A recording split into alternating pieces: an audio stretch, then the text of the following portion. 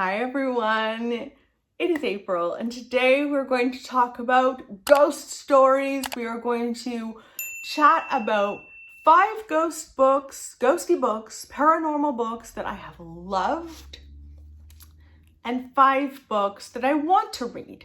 So let's just dive right in, shall we? First up, it's me cheating. Entirely, I am cheating here. The first book series I want to recommend to you is Lockwood and Co. If you are very new to reading paranormal books about ghosts, this is a great way to start. It is YA. Lockwood and Co. follows a world in which ghosts are out there. There's been a surge of them and they kill people on the regular. And so you have all of these children taking arms and fighting ghosts because, as you know, children are a little more in touch with that side of the world or the other side of the world. And they can see ghosts, whereas adults can't. So we have Lockwood, who owns a company called Lockwood and Co. And he has 2 people come on board and they go out and take all of these cases and fight ghosts. And I fell in love with this book. It is spooky at times. It is hilarious a lot of the time. And I listen to all of these on audio. And I will say, if you can listen to them on audio, I should say, you absolutely should because it's fantastic. Next is a much more scary book. This is The Haunting of Ashburn House by Darcy Coates. This follows a woman who is very down on her luck. She has like no money. She's about to be homeless, really. And she receives word that she was given a house that I think it's her great aunt or her grandmother, I can't remember now. Someone in her family has died and has left her their house. And so she goes and she's like, right, I guess I'm moving. She takes her cat, she moves to this house, and she kind of remembers the house from her childhood, but she only remembers leaving it in a hurry with her mom. And so as she's going back to the house, she's like, right, like this seems a little bit out of the way. I thought it was closer to town, but it really is out of the way. And she gets there and there are these strange things. There's like no mirrors whatsoever, first of all. There's also these carvings in like the dining table in certain spots that's asking, you know, is it Friday, light the candle? And she doesn't know what any of this means. And then weird things start happening. Paranormal, creepy things start happening. And she needs to figure out what all of these things mean quickly so that she can survive. I really enjoyed it. I thought it was very creepy. And I was like flipping the pages in a major way. Okay, next is The Woman in Black. You guys knew this would be on the list because I absolutely love it. The Woman in Black is about a man who is a solicitor and he is going to Eel Marsh House to take care of the affairs of a woman who has passed away. She was elderly, she has passed away, and he goes and like this mist comes in and he's kind of stuck there, but he's not alone because there is a ghost. There is a woman in black there. It's a short little novella, perfect to read during a thunderstorm. It's the ideal thing. I really enjoyed it both times that I read it. Next is The Little Stranger. And so I would recommend this to anyone who enjoys historical fiction in particular. This follows a doctor. It is like the turn of the century, like just after the turn of the century. I think it's just after World War I. And we've got this situation where we're moving from many or few families, I should say, having a lot of wealth. And it's like the crushing of the upper class really and the rise of the middle class. The doctor represents the middle class and he goes to this home that his mom actually used to work at. She was a maid there.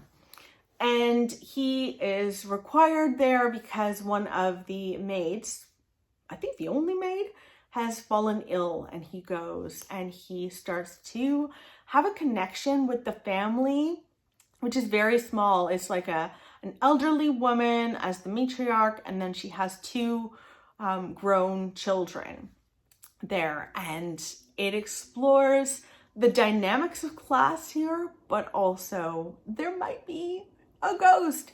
And I would honestly forget that there was a ghost in this book because I was so absorbed in the characters and what was going on that I'd forget.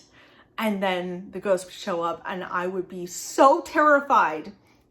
I just absolutely loved The Little Stranger. And last for my recommendations is a classic, The Turn of the Screw. Now, I feel like this is a Marmite book. You either love it or you hate it. I, for one, loved it. It is a tiny novella, and it is about a governess who goes to stay at a home, and she has two children that she needs to take care of. On the grounds of the house, there are these shadowy figures, and she is terrified of them. She wants to protect the children, and it goes from there. And I just really remember loving this book, but very much a love it or hate it book. I know. So, okay, shall we talk about the 5 books that are ghosty that I want to read and really want to prioritize? So first up is The Haunting of Maddie Clare by Simone St. James. So many people know Simone St. James from The Broken Girls. I think she also wrote The Sundown Motel. She's become more and more popular recently. This is one of her first books, if not her first book, and The Haunting of Maddie Clare follows a young woman in the 1920s in England. She really doesn't have a lot of money, so she has to work for a living, and she is sent to help out a man who is a ghost hunter. She's like, I don't know what to expect. Do I even believe in ghosts? She does feel like she has really no choice. She needs to work, so she assists him, and there is apparently a ghost named Maddie Clare who resides in a barn. Now, Maddie is an angry ghost. She is particularly distrustful and hateful of men.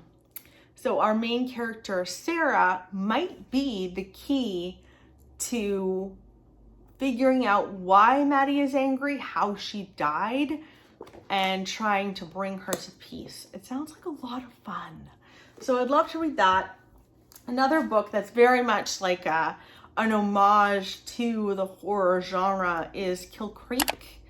And this is about a group of writers, like horror writers, and they are all invited to spend one night, Halloween night, in one of the world's most infamous haunted houses. And they all go and stay there overnight. And I think strange things start happening there. I don't know if they leave and things continue to happen. I don't really know more than that, but it's meant to be a really great homage to the horror genre, and that just sounds fun to me. Next is a classic, The Elementals by Michael McDowell. So this follows a family, I think a series of families actually.